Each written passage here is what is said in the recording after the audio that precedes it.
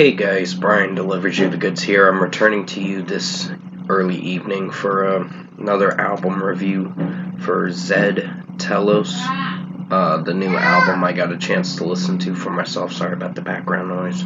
It's my nephew saying no and all that. So pretty much I'm going to discuss what I listened to for this August 30th release that came out a couple days ago. I wasn't sure if I was gonna review this, but I decided, what the hell. Decided, you know what? I'm just gonna review it. So, I'm gonna discuss what I listened to for the 10 tracks, which is almost a 38-minute record, and let you know my thoughts on this record overall. So, let's dive into this album review. Now, it starts with Out of Time featuring Bay Miller, which is actually a really good song. It's very well mixed. The EDM stuff in it is pretty good, and Bay Miller's singing actually strike the landing with this one, and I really was impressed. So this is a 5 out of 5 for the first track. I was really impressed with this one, and it sounded musically captivating and interesting of a listen. Tangerine Rays featuring Bay Miller again, and Ellis is another good track too. I really enjoyed this one as well.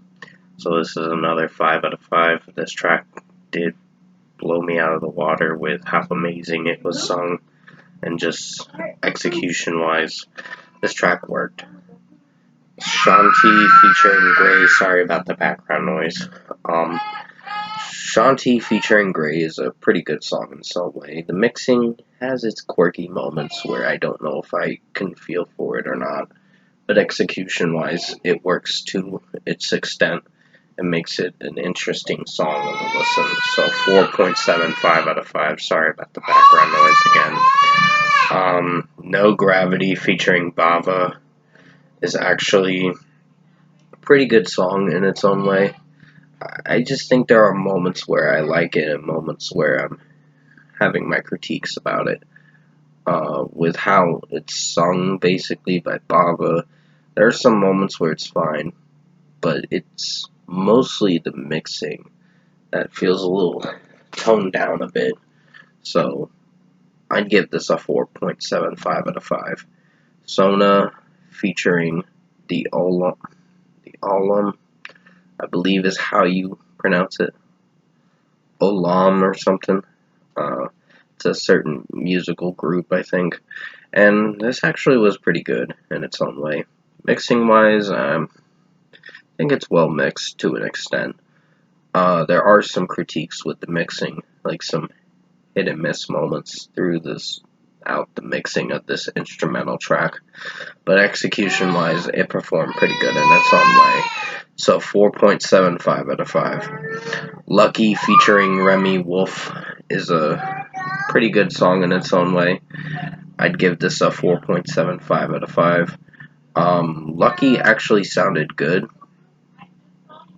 So with what I listened to with this one, I think Remy Wolf's vocals are pretty good, and the mixing is actually pretty strong in its own way, and I am so sorry about the background noise. He is throwing a fit right now, so please forgive that. But overall, I think Lucky featuring Remy Wolf's getting a 4.75 out of 5. Dream Brother featuring Jeff Buckley actually is an above decent track. I don't really like Jeff Buckley singing in it some of the time, because there are moments where I feel distant from it, and I'm trying to get into his vocals in this track, but the problem is it's not fluctuating right with the song. And the song is really good, keep in mind, but it's Jeff Buckley, the featured vocalist, that is not doing it for me.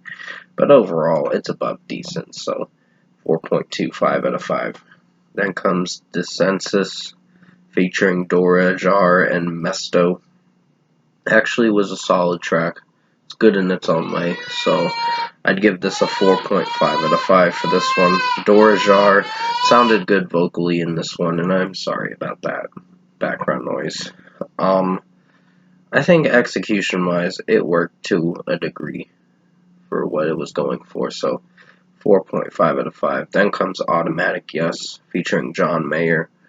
John Mayer sounded good in this track. I may not like him as a person, personally, which I don't know him personally, but that's what I've been hearing, that he's not really a nice guy, from what I heard. But other than that, his vocals were good. I can separate the art from the artist with this one. But still, with this artist, he did sound good in this track to an extent, and the mixing was pretty solid in this one, so 4.5 out of 5. Then comes the closing track, 1685, featuring Muse. I think Matthew Bellamy sounds good vocally through the first almost 2.5 minutes of this track or more. It's like 2:44 when the actual mixing comes in from Zedd, and it sounds really good. This track was actually impressive, and good closing track for the record, by the way. It was 6 minutes and 11 seconds, but it executed pretty flawlessly, so this is a 5 out of 5. Overall, production, mixing, and execution-wise, I think Zedd Telos was a good record. I was a little impressed with this record, and I wouldn't say it's going to be on the best albums of 2024, but it'll be on the decent to good albums of 2024, because I was impressed with some of the mixing with this record, and just how Zedd's featured artists, there are some that do good, and some other ones that are iffy, but execution-wise, if I were to give this a score for Zedd Telos, I'd give this an 8 out of 10. It's a good record. I was really impressed with this album, and I am so sorry about the background noise of this video. You know, my nephew's throwing a fit, basically. So, I think there were some moments where the album had its strong points, and some moments where the album had its weak points. But overall, it's a good album, and I was impressed with this record. So, 8 out of 10 for Zedd Telos, his new record that came out on August 30th. And with that being said, thank you for watching this album review tonight.